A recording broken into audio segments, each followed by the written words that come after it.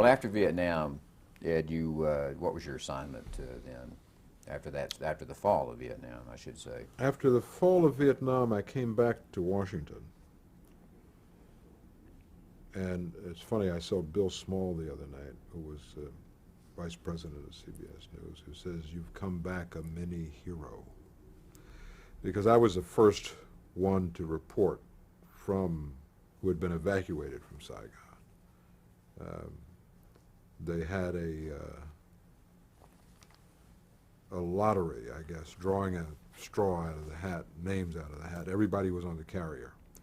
They had one seat on a cod that was taking off in the morning, and whoever drew the lucky straw would take everybody's stories out, you know, all the networks, all the stills, all the wire copy, everything. And I drew the lucky straw, so I got to go to the Philippines. I was the first voice of someone reporting on the air in the States who had seen what had happened in Saigon. So because of that, and because of the coverage leading up to that, Small said, "You've come back a mini hero." And I said, "You know, the problem is that I like it there. I don't like Washington. I don't want to do this." And he said, "I'd like you to cover the campaign." And this would be the '76 campaign. This would have been the '76 campaign, and this, I guess, was maybe July, August of April, May, because I had gone to Laos after that. So it might have been June of, he said that when the campaign starts in November, I'd like you to cover it. And he said, "That's how we make our stars." And I said, "You know, I don't like Washington. I don't like politics. I don't want to cover the campaign." And he said, "Try it. And if it doesn't work out, if you don't like it, I'll find something else for you. You've got my word." What would have been your preference at that time? An overseas assignment. Uh-huh. Paris, London, anywhere but the States. And he assigned me to cover Birch Bayh. And I started, I guess, in November. And I was on the road for 14 months. In 14 months, I was home 22 nights in the next 14 months. And it was a wonderful experience. I absolutely loved it. Would never want to do it again. Mm-hmm. Never have done it again, except for spot coverage. But I've never wanted to cover a campaign again from beginning to end. But I absolutely love the process. And when Birch Bayh finished behind Eleanor McCormick in the Massachusetts primary and decided that the American people didn't want him to be its president, he dropped out. I had been on the road nonstop, and I flew down to Florida at the suggestion of someone I had met on the campaign who was writing for Rolling Stone, Hunter Thompson. And Hunter and I had become very good friends. And he said, "You should come down and look at Florida because it's very different from New Hampshire, Massachusetts, which are smaller northern states, Iowa. It's a very different process in Florida." So I went down to Florida, just take a couple days off, and I talked to Bill Small, and he said that we're going to assign in the next couple of weeks a second correspondent to those candidates who are left in the field. And I'd like you to consider being one of the second correspondents. And I said, "Great, I'd love it." And I said, "If it makes any difference to you, I've made some good contacts in the Jimmy Carter camp," because I had met some of the Carter people through Hunter. And they assigned me to Jimmy Carter, you know, who at that time was just getting through the Jimmy Who stage. Right. And Carter went on, the short of a long story, to become the president. Let's cut back to Hunter Thompson a second. How had you become friends with Hunter Thompson? You said you'd been... You know, I had read Hunter's coverage in Rolling Stone in 1972 when I was in Paris. You know, you'd get Time and Newsweek and Rolling Stone. Mm-hmm. And I thought it was, on one hand, hilarious, and second, I thought it was so spot on that there was, in the midst of all of Hunter's drug screeds, there was a sharp political observer at work here that you could clearly see. And he had some sharp observation. I was just impressed with his work as a reporter and the way that he worked reporting into his imagination and these wild things he went through. The gonzo journalism. Yeah. And so that was my background with Hunter. And then I met him in New Hampshire, and we just became really good friends. You know, we just instantly, you know, we're neighbors today in Colorado. So, Oh, okay. so it just, you know, we had a quick and fast friendship. As a reporter covering, as they say, one of the boys in the bus. That's what you did in that campaign. Right. Why did Carter? How did he prevail? Why did in '76 against Ford? What do you? You know, I just think he was a stronger, you know, candidate than Ford, and I think Ford had a couple of missteps. I don't think that. I think a lot of people resented the Nixon pardon, and I think some people held that against him. I think the country was ready for a Democrat, the right Democrat, and Jimmy Carter was the right Democrat at the right time. You know, he was someone who didn't come from the traditional ranks of Democratic politicians seeking national office. He was a Southern governor who had an admirable civil rights record. You say Southern governors, you think of George Wallace, Orville Faubus. Jimmy Carter was a new South governor. And then Ford had this, you know, sort of unfortunate bumbling image. You know, the Chevy Chase doing those pratfalls on Saturday Night Live, which was very popular at that time, much more so than it is today. It was newer then. Well, Ford didn't fall as much as Chevy Chase did, but that was the impression you had, that here was this sort of bumbling guy, you know, who didn't wear a helmet when he was playing football, which was unfortunate. I mean, I don't think he was an intellect, but Gerald Ford was no dummy. You know, and then he made some, in one of the debates when he talked about Poland, you know, and not being occupied. Excuse me? You know, people said, oh. So here's this new face, and you combine all of those things, and you had a Democratic president. Did you get a chance to get close to Carter at all on this? Well, as close as you can get to somebody who's running for president. I mean, you know, we weren't friends. Right. We were friendly. But, you know, I wasn't in his inner circle or anything. Did you cover any of the Republican side, or was it strictly? No, I was signed to Carter. Strictly Carter. I was on his bus. Well, as you say, Carter did win, obviously, and then where did that leave you? The campaign's over. You know, that I was then assigned, they wanted to assign me to the White House. And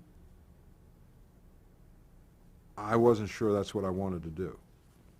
And they wanted to make me the anchor of the Sunday Night News, which I thought, oh, that'd be fun. I'd like to do that. But I didn't want to be the second banana at the White House. And Bill Small, I don't want to say lied to me, but misled me. He said, we don't have a number one and number two. Everybody's equal. Of course, Schieffer would be the senior White House correspondent because he's been there longer than you. But everyone's equal. Well, the fact of the matter is they're not. The senior guy is the number one guy. He does the piece. You do the morning news. If there's a story and you get a great little piece, that goes into Schieffer's handy-dandy stand-up clothes. I mean, the best thing I could say about it is that Bob and I became friends. And I didn't hate him. I mean, I just recognized that Small misled me. But I didn't like the White House. I didn't like covering the White House at all. Again, it was like the classroom. Same place, every day, doing the same thing. You don't go anywhere unless he goes somewhere. You don't do anything unless he does something. You know, it's not my idea of reporting, but it's a necessary evil. And some people like it, and some people are very good at it. It's not what I wanted to do. So you felt stifled of doing that? Yeah, I mean, there was nothing, you know, I mean, you could go out and dig out a little fact, but you couldn't build a story around it. So, you know, you'd have something and it would be part of Schieffer's piece.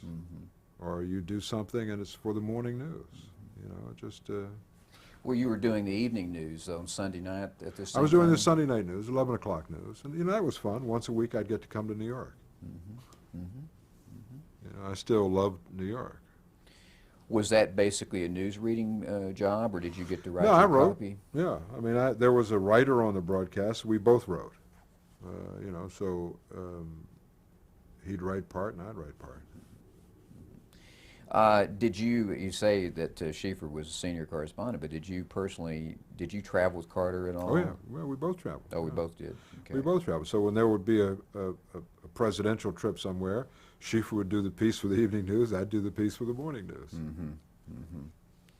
Well, anything in Carter's, when you were covering Carter as a president, anything in your memory there that's memorable, of interest that stands out after all these years about Carter?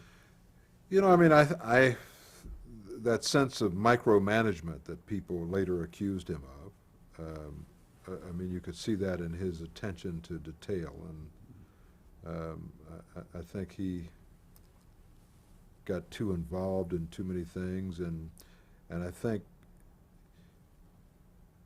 Jimmy Carter tended to be a rather abrupt, could be an abrupt person. He could be a charmer too. And I don't think he was well served by his staff because I don't think they reached out to establish relationships with the power structure in Washington, particularly the people on the Hill. And you know, he had a Democratic Congress, and you can't fashion legislation and run the government without the Congress. I mean, when you have a Democratic Speaker of the House, Tip O'Neill, who calls the President's Chief of Staff Hannibal Jerkin, you know, instead of Hannibal Jordan. When you have stories, I don't know whether they're true or just apocryphal, that they invited Tip and some other congressional leaders for lunch and sent him a bill, or for breakfast and sent him a bill. I mean, whether it happened or not, those were the stories that were circulating. So that there wasn't, I think they saw themselves as outsiders coming to Washington. He certainly campaigned as an outsider. Well, okay, but now you're in the White House. You're the ultimate insider. Your people are running these organizations, these agencies. You have to reach out to the people who are the insiders. Otherwise, you don't get anything done. Was part of the problem Jody Powell? How would you assess Jody Powell and the press relationships with? You know, I think Jody had a pretty good relationship with the press. I mean, I think Jody did a pretty good job. I think Jody did a better job than some of his congressional liaison people. I think that's more where his problem was.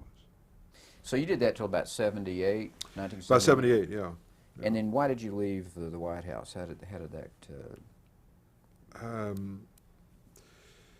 Because I think 60 Minutes was about to add a fourth correspondent, and it was going to be, I'd heard these stories, it was going to be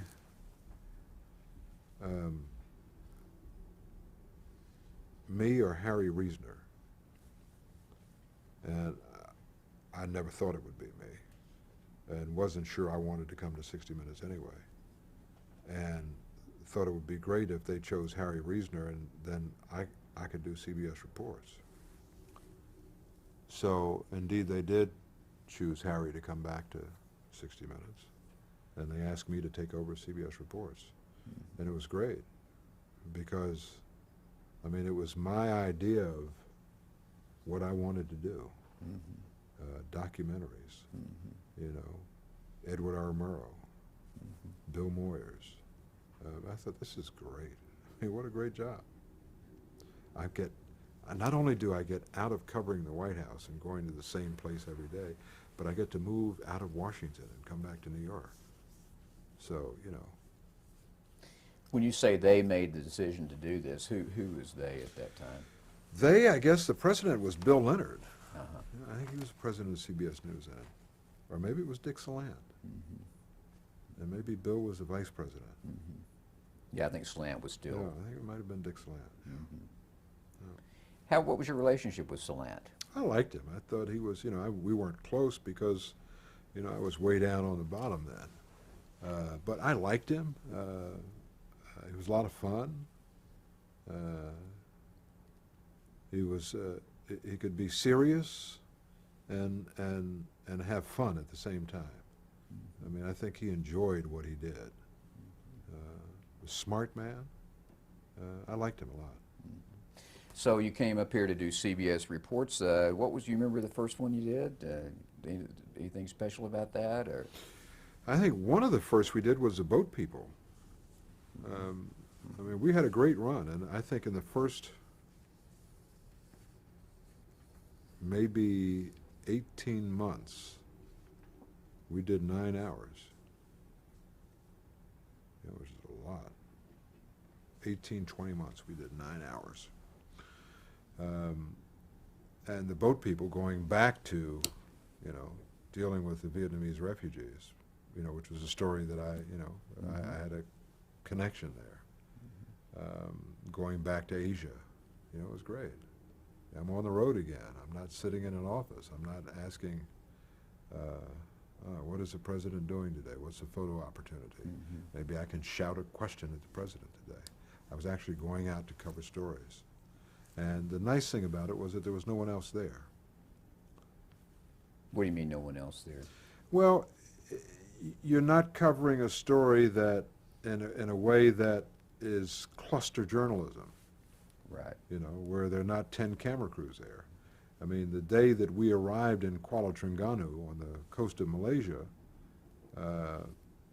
there was they were taking the press to a refugee camp by bus. You know, and we said, look, we didn't come all of this way to go with a cluster to some refugee camp. Why don't we just sort of rest a bit, since I'd flown straight from New York through to Kuala Lumpur and then Kuala Lumpur down to Kuala Terengganu. And so I went into my room and went to sleep. Within an hour, somebody was banging on the door. All of the press had been at this beach resort waiting for a ship to come ashore. And they'd been there for a week or so, and no ships had come in.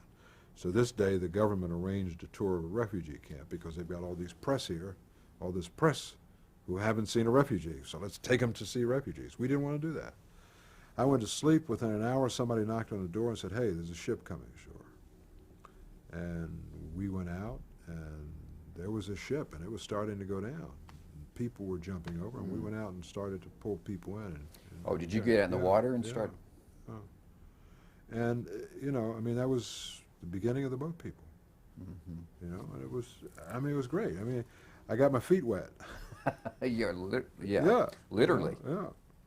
Before, when you took on CBS Reports, did you have any particular plan about what documentaries ought to be about, or, you know, what the documentary, the mission of a documentary?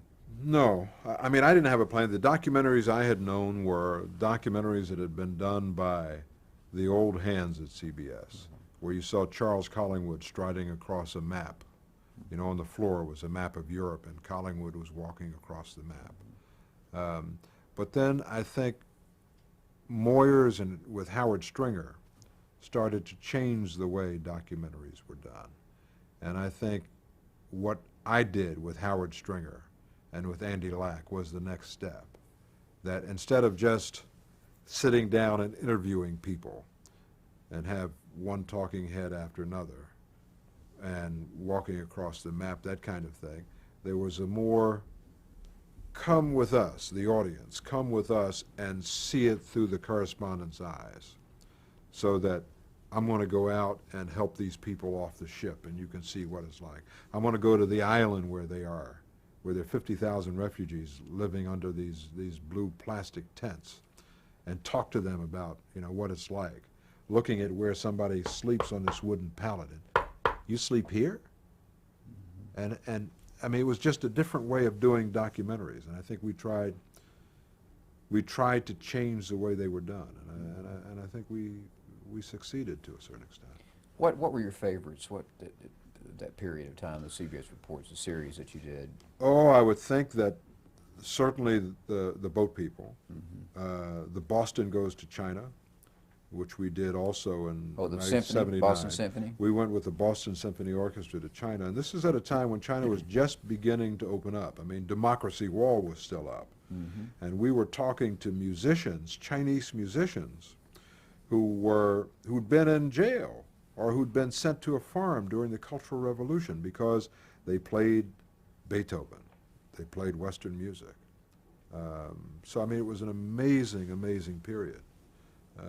And you know, it was wonderful to be there during that. I enjoyed the Boston Goes to China. I did a 2-hour piece called With All Deliberate Speed, which was an examination of race in America 25 years after Brown versus the Board of Education. We did an hour in Mississippi to be representative of the South, and an hour in Philadelphia to be representative of the North. But those were good. I did an hour in Saudi Arabia, which was mind-numbing and doing because we were there for a month. Talk about a bureaucracy. Oh, the Saudi. The Saudis, yeah. But I think we had a good hour there. It was good. I enjoyed it. And you also had a program on the 3 Mile Island. We did 3 Mile Island. I mean, that was more of a group effort. I mean, you know, I headed it, but you know, there were a lot of people working in different locations because that was that was an example of how we responded quickly in a way that documentaries often didn't do in those days. I mean, documentaries you could be a year in the making, 6 months in the making. The NBC white papers, you know, the CBS Reports pieces, you know, it took a long time to put together. This thing happened, we turned it around in a very short period of time. So I did pieces of it, but other people did sections of it as well. How did ideas about doing a documentary come about? How did you come up with subjects? You know, Howard Stringer had a lot of ideas, and you know, I fed off a lot of Howard's ideas. I mean, he would say, "How would you feel about doing this?" I don't know. I don't think so. How'd you feel about doing that? Well, it sounds like a good idea. Who were some of the teammates? Andy Lack, Howard Stringer, Maurice Murad, Judy Crichton, George Cryle. George Crowley. Anything you're not so proud of in the CBS Reports that you wish you could do over again? Yeah, I think we did an hour on the CIA that was okay. You know, it wasn't great. Is that the one the CIA returns? I forget Or the name return of the it, yeah. CIA? I don't remember much about it. Yeah. You know, it was forgettable. We did an hour on the embassy. It was called the Embassy. That was okay. It wasn't great.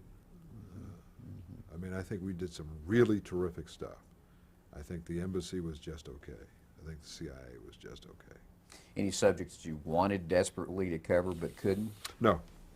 I mean, we were so busy, boy. It was just great. I mean, the first, as I said, the first 18, 20 months, we had 9 hours on the air, you know, which was unheard of. It was really great. And then the next 6 months, we had nothing. You know, because there wasn't much interest in documentaries at that point. It was changing. Oh, this was a network decision? Yeah. I don't think that, you know, I mean, I think 60 Minutes was wildly successful. And it was difficult to find, you know, CBS as a network was the #1 network. And we had programs like All in the Family and MASH and Married Tyler Moore, and it was difficult to get a time slot for a news hour because a news hour didn't get ratings. For a documentary. And I think there was less interest in putting them on. And that came about at a time when 60 Minutes was considering adding another correspondent. Well, before we get to that, though, let me ask you, since the days of Murrow, there had been this sort of struggle within the network between entertainment and broadcast journalism. Did you feel that yourself?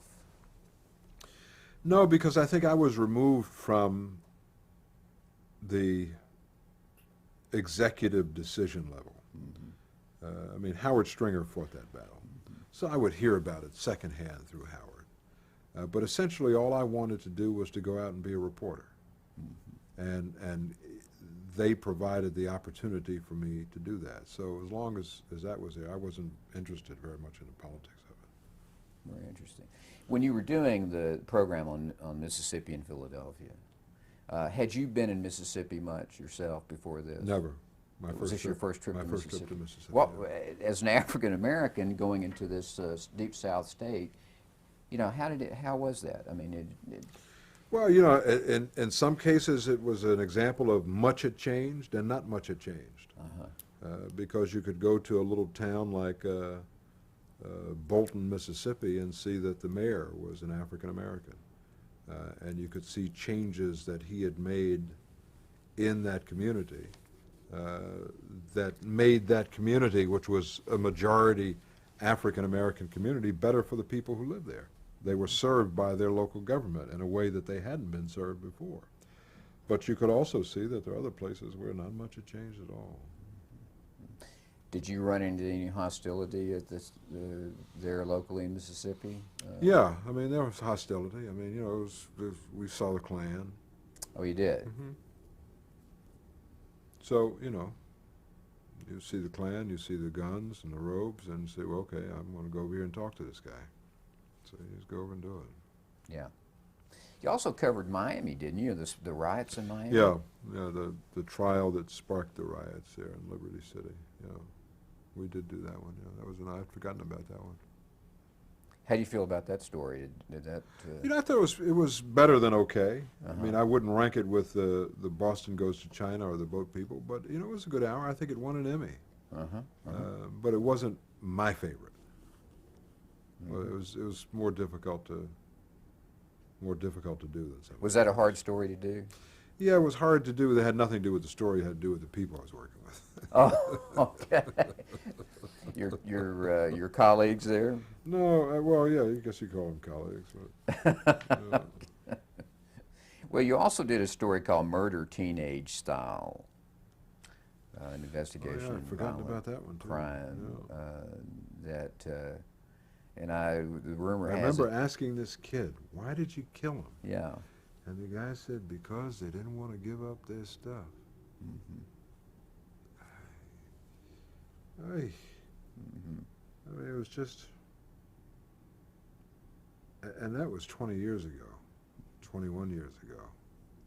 I mean, you talk about violence in this country today, 21 years ago, to think that somebody would kill someone because they didn't want to turn over some money.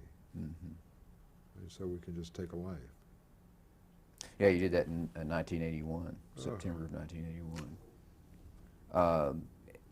Well, so about that time, I guess, is when 60 Minutes came along. And I think that's how we'll probably end our session here. Okay. And that way we can pick up with 60 Minutes, All right. our next session. All right.